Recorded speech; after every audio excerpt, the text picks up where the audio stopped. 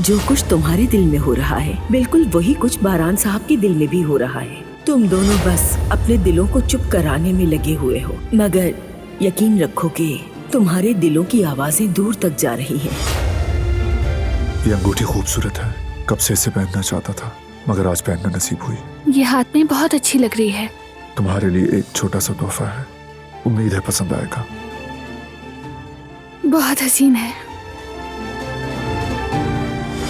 बारान भाई, मुझे आपसे और दिलान से बहुत ही अहम मसले पर बात करनी है। जिस दिन आपकी तलाक की समात है उस दिन बारान को बहुत इंपॉर्टेंट मीटिंग में जाना है। अब इस बात का फायदा उठाकर हम तारीख को मुलतवी कर सकते हैं। मुलतवी करने की जरूरत नहीं।